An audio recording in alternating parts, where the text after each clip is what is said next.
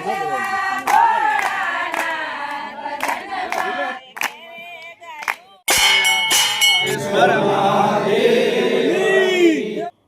હર મહાદેવ।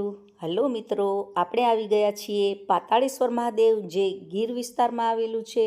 હું છું સુધા પટેલ। આ શ્રાવણ માસમાં અતિ દુર્લભ મહાદેવના આપણે દર્શન કરાવવાના છીએ, કે જ્યાં લગભગ દર્શનાર્થીઓ જઈ શકતા નથી। અને આ વિસ્તાર છે ને ગીરના પ્રતિબંધિત વિસ્તારોમાં આવે છે, અને સામાન્ય દિવસોમાં અહીં જવા પર વન વિભાગના નિયમો લાગુ પડે છે। શ્રાવણ માસના સોમવાર કે મહાદેવના અમુક વિશેષ દિવસોમાં જ આ જગ્યા ઉપર દર્શનાર્થીઓ પરવાનગીથી જઈ શકે છે, અને લોકવાયકા મુજબ અહીં ધાર્મિક માન્યતાઓ પણ છે, તો એ તમને આગળ જણાવશું। તો આવો શ્રાવણ માસના આ પવિત્ર દિવસોમાં તમને પાતાળેશ્વર મહાદેવના દર્શન કરાવીએ।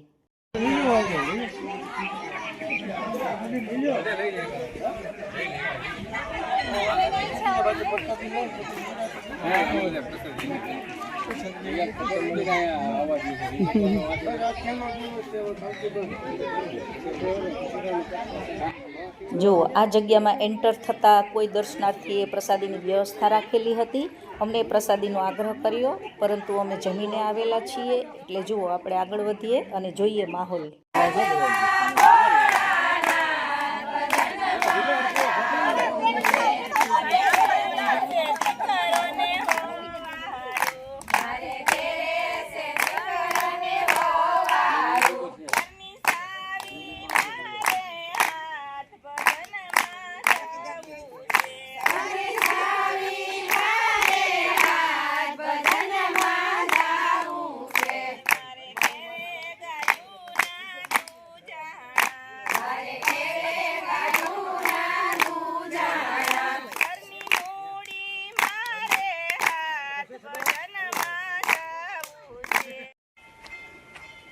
આગળ ગાડી જતી નથી, એટલે આપણે ગાડી પાર્કિંગમાં પાર્ક કરી અને હવે આ જંગલમાંથી આગળ વધીએ છીએ।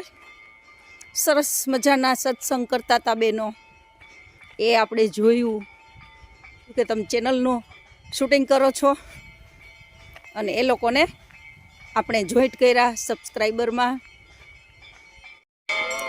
આ મંદિર 7 જ દિવસ ખુલ્લું હોય છે, પછી આ પ્રતિબંધિત વિસ્તારમાં કોઈ પણને દર્શન કરવા માટે આવવા દેવાતા નથી।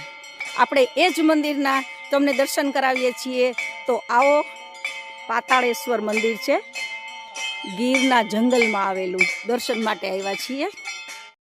પૌરાણિક માન્યતા પ્રમાણે અહીં પાંડવો વનવાસ દરમિયાન આવેલા, અને આ સરસ જગ્યામાં જુઓ એનું શિવલિંગની સ્થાપના કરેલી।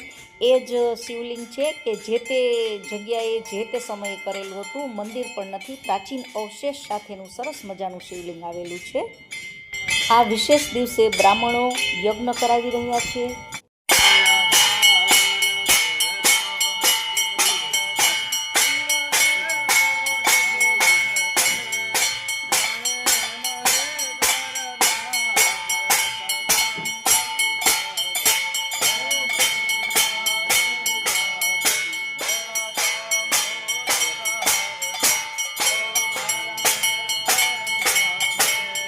श्री पाताळेश्वर महादेव पार्वती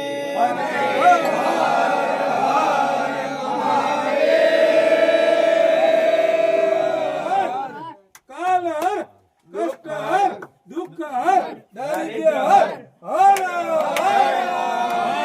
મહાદેવ सुखहर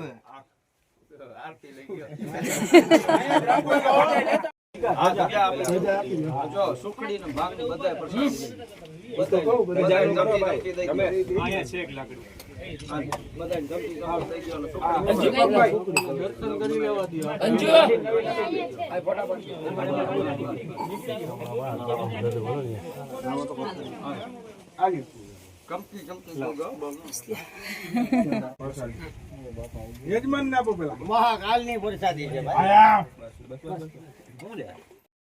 મામાજીના પરિવાર સાથે અમે સહપરિવાર આવ્યા છીએ, અને અમે સરસ દર્શનનો લાભ લીધો, સરસ દર્શન કર્યા, અને કુદરતી રીતે આરતી થતી હતી એનો અમને લાભ મળ્યો। કે આ દુર્લભ આરતીમાં અમે સામેલ થયા અને કેટલી સરસ આરતીનો લાહવો મળ્યો કે શબ્દોમાં વર્ણન થઈ શકે એકદમ સરસ પવિત્ર જગ્યા, એકદમ માનસિક શાંતિ જે ક્યારેય અનુભવી ના એવું એવી જ અનુભૂતિ અહીં આવીને દર્શન કરતા થઈ જે અકલ્પનીય છે. આ સત્કર્મ રૂપી પુણ્ય ફળ તમારા શ્રી ચરણામાં પુણ્ય ફળના પ્રભાવે કરીને ભગવાન અમને અમારા પરિવારને સારી વિદ્યા મળે, સારી બુદ્ધિ મળે, સારું ધન મળે, ઐશ્વર્ય મળે, પુત્ર પૌત્રાદિ અમારી કામનાઓ ઈચ્છાઓ બધી. બાજુમાં ભૂતળા દાદા મામાદેવ એની એક સરસ જગ્યા છે. જંગલમાં આવ્યો વર્ષમાં એક વખત, જોરદારની મજા આવી. અમને પણ બહુ મજા આવી ગઈ.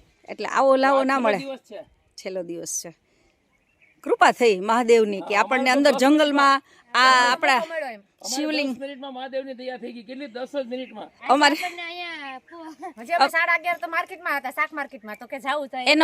એનો હુકમ થયો ને તો આવ્યા. એકદમ થેલી ઘરે શાક માર્કેટ ને બજારેથી શાક- થેલી ઘરમાં મૂકી શાકભાજી લઈ આવ્યા હતા ને, એ પણ પડ્યું રહ્યું. બકાલા ની ઘરમાં અમે આકસ્મિક જ આવી ગયા. એવી જ રીતે આ ફેમિલી પણ આકસ્મિક જ રીતે આવી ગયા અને જુઓ મહાદેવની કૃપા થઈ. અને એક ધાર્મિક માન્યતા પ્રમાણે ભગવાન શિવ પ્રત્યે ભીમને અખૂટ શ્રદ્ધા હતી. તેના પૂજન અર્ચન કર્યા બાદ જ તેઓ ભોજન ગ્રહણ કરતા. વનવાસ દરમિયાન ભીમે અહીં મહાદેવજીના પૂજન અને અર્ચન કર્યા હતા. આપણે અહીં દર્શન કરી ટૂંકી મુલાકાત કરી અને જુઓ ગીરના પ્રખ્યાત લાઈવ પેંડા છે એની મુલાકાત પણ કરીએ તો તમને એ પણ બતાવીએ. આપણી કિલો છે હા. બહુ સરસ છે. સારું તો ચાલો, બધા લેવો, એક એક કિલો લેવો. કિલો સારું ચાલો. થાબડી પેંડા વખણાય છે આના.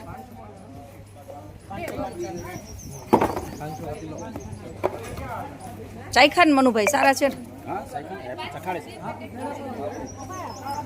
આપણે તો ચામાં રસ છે મનુભાઈ, આપણને ચામાં રસ છે. ચા પી લે.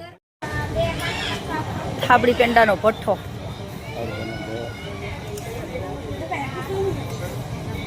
આધી તો જો પ્લેટ આની. હે પ્લેટે જોરદારની જાડી છે.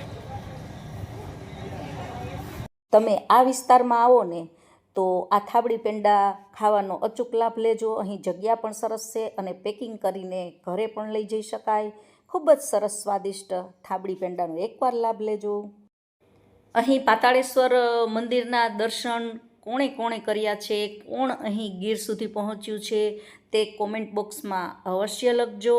અને હા, થાબડી પેંડા કોણે આ લાઈવમાં ખાધા છે, જો ખાધા હોય ને તો એ પણ લખજો કોમેન્ટ બોક્સમાં. વિડીયો ગમ્યો હોય તો ગમતા લોકોને આ મહાદેવના દર્શન કરાવજો શ્રાવણ મહિનામાં. હર હર મહાદેવ.